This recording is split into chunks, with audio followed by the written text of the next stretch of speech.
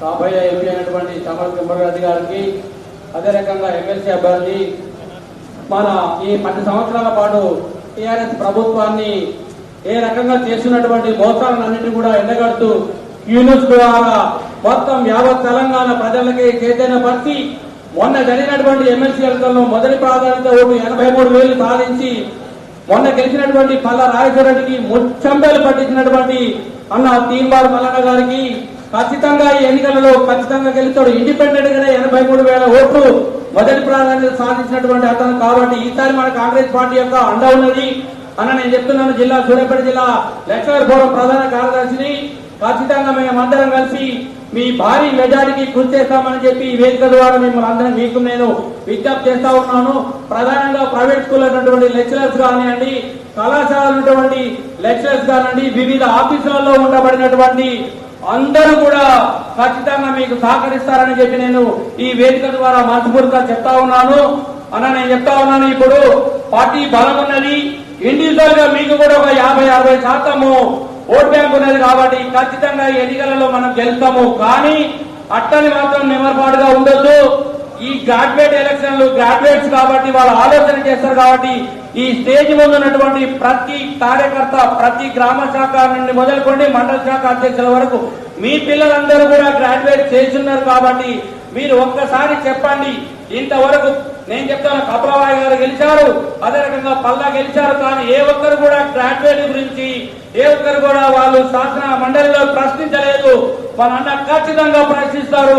రాబోయేటువంటి గ్రాడ్యుయేట్స్ కానీ ఇటు ఉద్యోగస్తులకు కానీ ఎవరికైనా మాకు కావాల్సినటువంటి హక్కులను ఖచ్చితంగా వారు సాధిస్తారని చెప్పి నేను ఈ వేదిక ద్వారా వారిని మనస్ఫూర్తిగా కోరుకుంటూ, అదే రకంగా వారికి ఖచ్చితంగా మా మద్దతు ఉంటుందని చెప్పి మేము కోరుకుంటూ సెలవు తీసుకుంటా ఉన్నాం.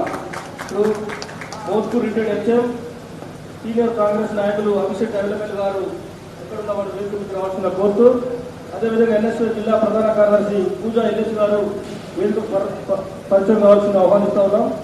గోరుగడ్డి సత్యనారాయణ గారు ఇప్పుడు ఈ కార్యక్రమం గురించి ఒక నిమిషం మాట్లాడాల్సిన కోరుతా ఉన్నాం.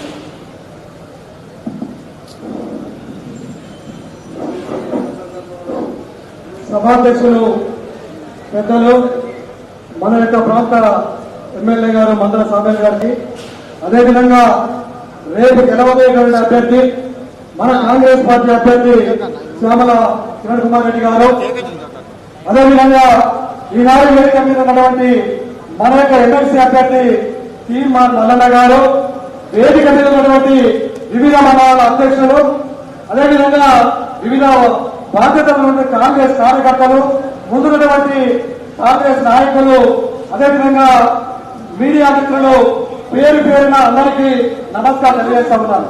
మరి ముఖ్యంగా ఎమ్మెల్సీ అభ్యర్థి ఏదైతే ఉందో తీన్మార్ మల్లన్న గారు, మరి ఈ దుర్మార్గమైన ప్రభుత్వాన్ని కూడగొట్టడానికి ప్రధాన భూమిక పోషించినటువంటి అభ్యర్థి మన యొక్క అభ్యర్థి తీన్మార్ మల్లన్న గారు.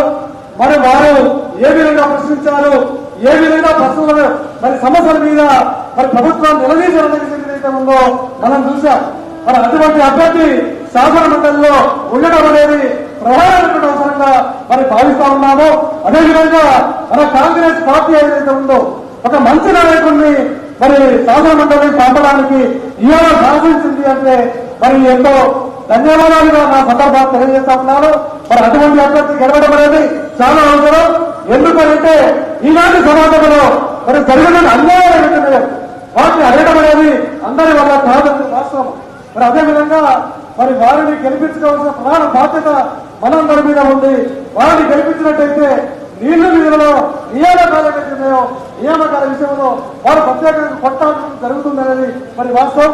కాబట్టి అటువంటి అభ్యర్థిని గెలిపించుకోవాలని అందరికీ మనవి చేస్తూ ఈ సందర్భాన్ని మార్చుకోవడానికి అవకాశం కల్పించడానికి అందరికీ కృతజ్ఞతలు చేస్తూ ముగిస్తున్నాను.